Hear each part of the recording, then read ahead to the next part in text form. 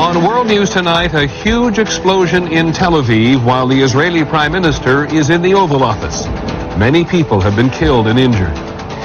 The FBI identifies a suspect in the mailbox bombings. He's a college student and they haven't found him. The infamous Enron memos, Get Shorty and Ricochet. It was all about manipulating the market. Millions of women who are not getting health care, making too much money for Medicaid and not enough for other insurance. We'll take a closer look. And from China tonight, the old college try. It isn't easy for a panda. From ABC News World Headquarters in New York, this is World News Tonight with Peter Jennings. Good evening, everyone. It was the middle of the afternoon in Washington. The President and the Israeli Prime Minister were deep in conversation about how to avoid further violence in the Middle East, when the word was flashed from Israel that there had been an explosion just south of Tel Aviv.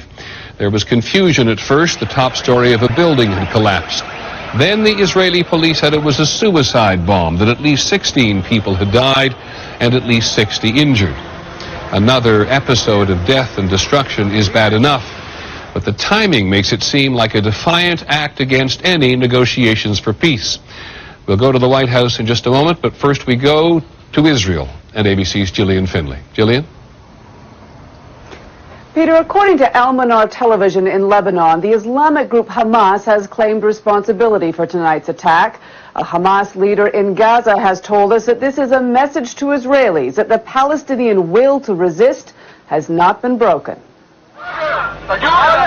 It was, said a woman who witnessed the blast, like the end of the world. It happened in Rishon LeZion's commercial district. The bomber apparently made his way into a pool hall on the third floor of this building. The explosion was so strong, part of the ceiling collapsed, trapping some of the people below. Many of the victims were teenagers, Israeli officials said. It was the first suicide bombing in 3 weeks, the first since Operation Defensive Shield, Israel's massive military operation that was designed to wipe out Palestinian terror. One cannot feel anything but total shock, total horror at the bestial hand of Palestinian terrorism, which has smitten us once again in the heart of Israel. Israeli TV tonight said the bomber had carried the explosives in a suitcase. The pool hall is not in a crowded part of town, not close to other clubs. The speculation is the bomber must have known this place, known that a lot of people would be there.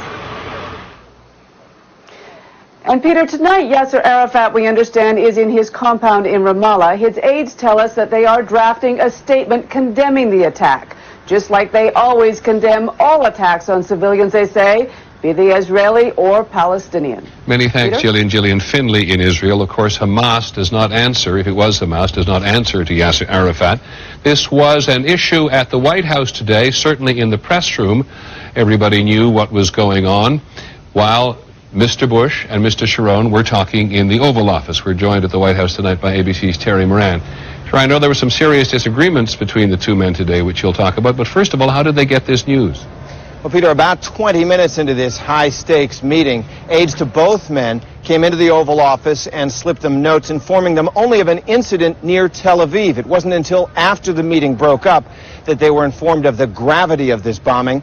That's when President Bush, we are told, expressed his condolences to the Prime Minister for what he called a wanton loss of life from this incident. But neither man commented publicly on the bombing because the reporters who went into the Oval Office didn't ask them about it.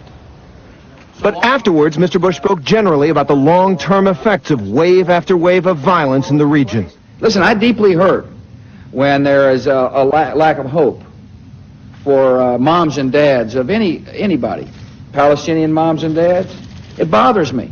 The president said he was sending CIA Director George Tenet back to the region to help establish a single Palestinian security force that can be trusted, as opposed to the complex, shadowy network of groups that operate now, pledging the U.S. to immediately begin to help rebuild a security force in Palestine that will fight terror, that will bring some stability to the region. Prime Minister Sharone, who came to the White House with what he said was evidence that Yasser Arafat is directly involved in terror attacks, was asked if he was ready to talk about Palestinian statehood. I think that it's still premature to discuss this issue. And the president made clear he would not insist that Sharone deal directly with Arafat. I'm never going to tell my friend the prime minister what to do on how to handle his business. That's his choice to make. Privately, administration officials say they are not interested in Sharone's purported evidence showing Arafat himself may have directed terror attacks. Instead, the Bush administration is trying another tack, encouraging change in the way the Palestinian Authority governs its areas and hoping responsible leaders will emerge. The Palestinians need to develop a constitution, rule of law, transparency. They've got to have a treasury that is able to battle corruption. Just a few minutes ago, the Israeli embassy announced that Prime Minister Sharone is canceling his meetings over the next couple of days with other U.S. officials and will be heading home perhaps as early as tonight. And Peter, as he does so, White House officials say he carries one more admonition from the president about the peace talks, that no matter what the security situation is, there must be a move towards some kind of political discussion of a settlement of this issue. Thanks, Terry. Terry Moran at the White House. In Bethlehem, by the way, one final note from the region. There is still no end to the standoff between the Israeli military and the Palestinians who have been inside the Church of the Nativity. A deal fell through today after Italy said it had not agreed to take in 13 suspected militants who have spent weeks inside the church. There'll be more from the Middle East later this evening on Nightline. In the overseas briefing tonight, 2 plane crashes. An Egyptair Boeing 737 crashed in Tunisia. It was approaching the airport in heavy fog and rain. Egyptian officials say there were 63 people on board and 20 of them were killed. And in China, a domestic flight of China Northern crashed into the sea near the city of Dalian. There were 103 passengers and 9 crew, and there is no word yet of survivors. The pilot reported that there was a fire in the cabin. In eastern Afghanistan, Canadian troops have finished a sweep of the bombed-out Tora Bora cave complex.